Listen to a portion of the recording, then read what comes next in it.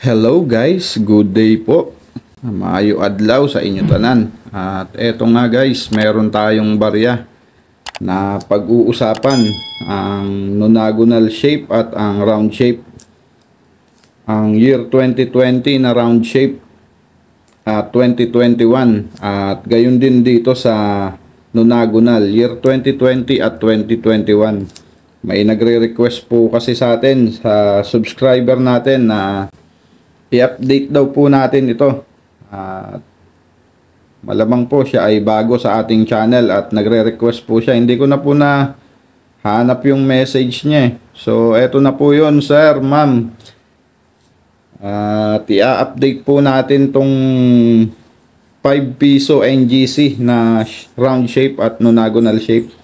Alamin po natin kung magkano ang value nito ngayon sa kasalukuyan at ilan ang percentage ng baryang ito. Ito ba ay rare coin o semi hard to find or hard to find? So iyan po ang ating aalamin guys.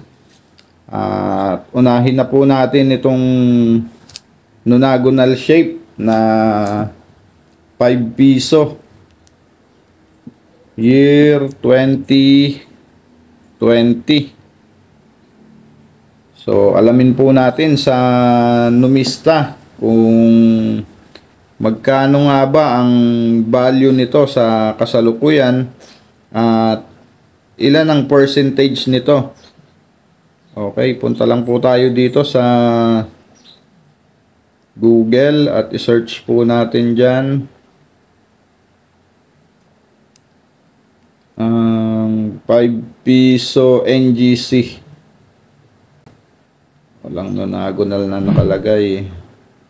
So i-type po natin 5 piso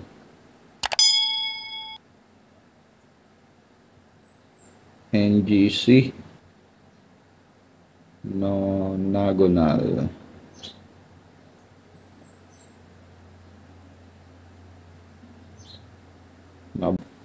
Dito po natin makikita guys sa Endat Numista ang lahat ng impormasyon po patungkol dito sa ating barya.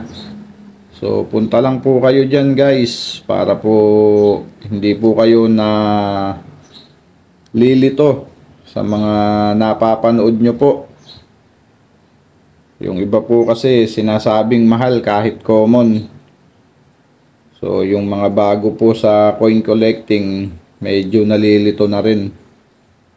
Di nila malaman kung alin ba talaga ang hard to find, rare coin at semi hard to find.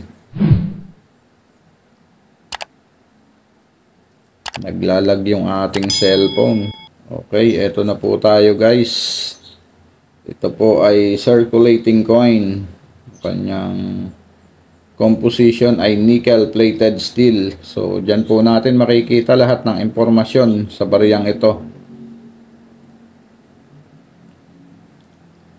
Okay, at diretso na nga po tayo dito sa taon na ating i-update. Ang year 2020 po na nonagonal shape ay may percentage po na 26%. So napakadami guys, kaya common po itong year 2020 na nonagonal. At ang kanyang price appraisal po sa AU condition lang ang mayroong nakalagay na 5 pesos and 40 centavos. So napakababa pa. Nadagdagan lang ng 40 cents sa kanyang face value. Sa uncirculated po ipagpalagay na natin na 6 pesos. Pero ang mga nonagonal po kasi na NGC ngayon guys, napakagaganda ng kondisyon. Frost type po ang mga barya natin ngayon na nonagonal na 5 piso. Kaya napakaganda ng kondisyon.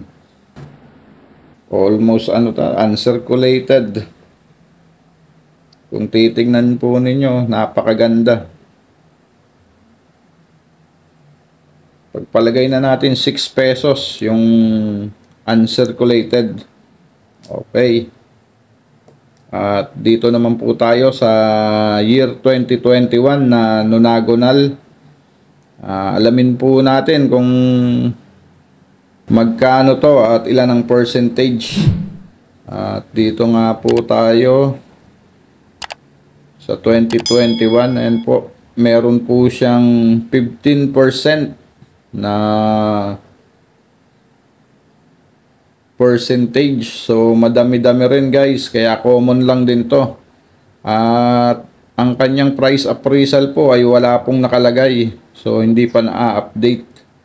Pero 100% guys, common lang to. At hindi sila maglalayo nung presyo dito sa year 2020 na nonagonal type. Ang nonagonal po ay meron lang 3 year pa lang, 19, 20 at 21. So dito po sa 19, idamay na po rin natin to. Meron po siyang percentage na 87%. So napakadami nito. At ang kanyang price appraisal po sa extra fine at AO condition 35 pesos. At sa uncirculated ay meron siyang price appraisal na 79 pesos. So sa kasalukuyan po, ang year 2019 ang pinakamahal na may record dito sa Numista. Okay, at dumako tayo dito sa isa nating barya guys, sa round shape na year 2020 at 2021. So ilagay lang natin dito sa Numista ulit. Sa Google ulit tayo guys. Ayan, round shape. So i-click natin yan. At lalabas na rin dyan ang lahat ng impormasyon patungkol sa barya nating ito. Okay. Ayan po siya. Ang type niya ay standard circulating coin. At ang kanyang composition ay nickel plated steel. So kaya po magnetic ang lahat ng ating barya ngayon na NGC 5 piso. At ayan po ang commemorative issue 154th anniversary birth of Andres Bonifacio.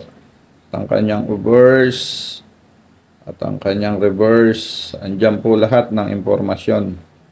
At dumako na nga tayo dito sa ating i-update na year 2020. Ayan. Ang year 2020 guys ay may record po sa kasalukuyan na 1.6% na percentage. So medyo maliit pa guys. Pero tingin ko guys, common lang to. Hindi na-update to. Marami na po ako nito guys. Meron na yatang 8 piraso. So dalawa na lang, 10 ang itatabi natin nito. At ang kanyang price appraisal po ay wala pa. Hindi pa po na-update. Okay, at ang year 2021 po, bagamat meron ng umiikot, pero wala pa po dito sa record ng Numista ang year 2021 na round shape. So sa kasalukuyan guys, ang year ng round shape na 5 piso ay meron palang 3. 17, 18, 19. So may dalawang variation ng 18 at ang 2019. Okay. At sa nagre-request po ng updating na ito, eto na po guys. Maraming salamat po. So mag-comment lang po kayo guys sa baba kung ano yung gusto nyong i-update natin. At talakayin natin sa mga susunod pang video. Binabasa ko po lahat ng comment nyo guys sa ating comment section. So marami pong salamat sa aking mga subscriber na patuloy na sumusuporta po sa ating channel. Maraming salamat sa mga nag-share po sa ating video at sa mga nagla-like. At kung bago ka pa nga lang po at hindi ka pa po nakasubscribe po sa aking channel, pasuyo na po ng subscribe button at pakishare po ng ating video at ilike po natin. Malaking tulong po yan sa ating channel para po makapagpatuloy tayo sa mga ginagawa nating coin hunting at coin update po sa mga nahahunt natin.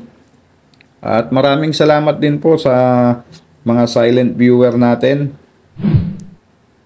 Okay, yun lamang guys. At samahan nyo po ulit ako. Kukunin ko na po yung barya doon sa aking kapatid. So binuksan na daw po niya yung kanyang 5 piso wifi. So magkakaroon na naman tayo ng mahaba-habang coin hunting series. Sana makakuha na tayo ng hard to find doon na ating hinahanap na year 2006 sa BSP series. At sa piso naman nakukumpleto sa ating series ay yung 2005 at sa 10 piso ay year 2007 at year 2009 na hard to find. Okay, yun lamang guys. Marami pong salamat. God bless po.